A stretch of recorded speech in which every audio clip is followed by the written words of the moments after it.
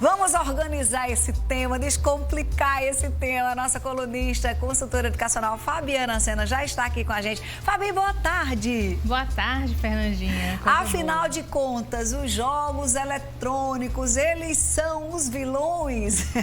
Em parte, né? A gente tem que saber realmente orientar as crianças, o adolescente em relação a esse uso.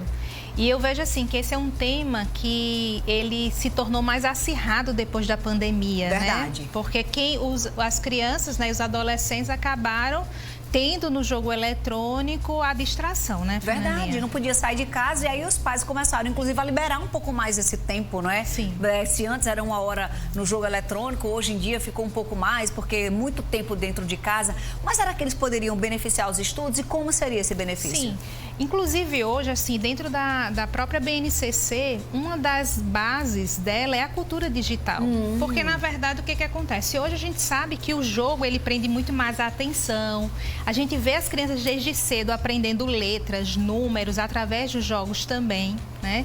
Então, assim, a educação hoje, ela tem buscado muito na gamificação, né? Nessa questão da montagem, as próprias crianças montando os seus jogos como uma forma de gerar aprendizagem, sim. Entendi. Né? Mas sendo que ainda causa um temor muito grande com os pais, né? Porque quando a gente fala em jogo, os pais pensam logo aqueles jogos super violentos. Verdade. Né? Então, o que é importante, Fernandinha, nesse momento a gente vivenciar com os nossos filhos em casa?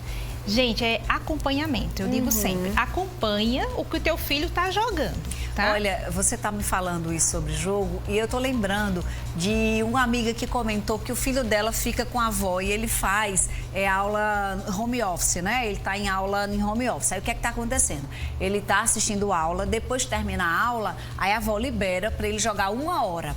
Mas a avó, de tanto ver o jogo, começou a aprender o jogo e se pediu pro neto para ir fazer junto.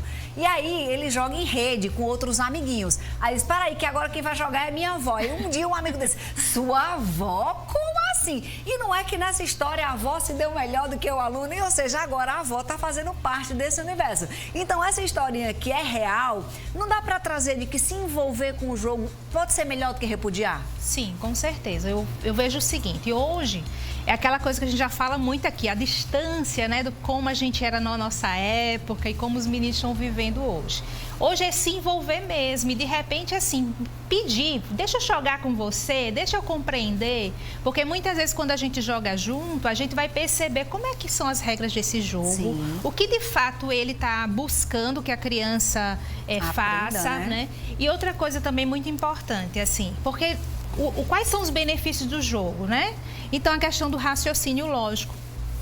Trabalha a questão da concentração, que muitas vezes hoje é algo que muitas vezes se reclama, né? Ah, o meu filho não consegue se concentrar só no jogo eletrônico, por que não utilizar também os benefícios, né?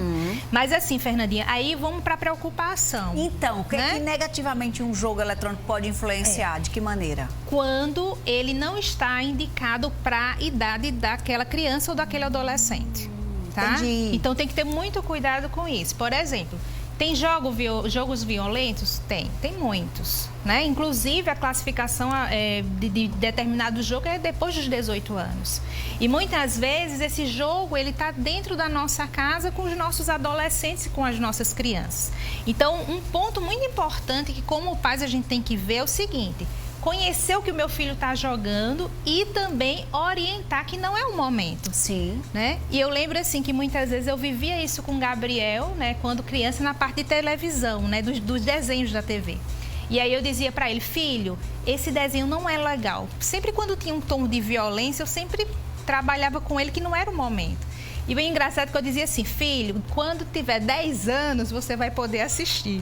E um dia desse a gente conversando, ele disse, mamãe, eu já passei dos 10, eu não assisti ainda aquele desenho. Cobrou, né? Então a melhor forma de administrar esses jogos é conhecendo, sim, se inteirando e, sobretudo, observando a classificação. Isso. Muito bom o nosso papo de hoje, Fabi. Quem tiver com dificuldade de, às vezes já tem isso, né? Já está estabelecido, não prestou muita atenção e a rotina já está estabelecida com aquele jogo que a mãe descobre hoje que não é ideal material para o filho, como retomar essa conversa. Vamos puxar esse papo pro seu Instagram? Sim, vamos sim. Você, mãe, que está com essa dificuldade aí de retomar, né, tomar as rédeas de volta para essa história. A pandemia afrouxou tudo e agora não está sabendo mais como controlar. Vai lá no Instagram da Fabiana, @FabianaSena_Monteiro. Deixa lá o papo que ela sempre responde todo mundo e tenta te auxiliar. Lembrando que foi algo adquirido, não vai ser do dia para a noite. Mas não pode desistir, né, Fabi? Não, de forma alguma. Semana que vem... Tempo. Tem tempo. Tem tempo. Semana que vem ela tá de volta, viu? Com mais informações do nosso quadro Lição de Casa. Obrigada, Fabi. Bom restinho de semana. Obrigada. E, ó, vamos...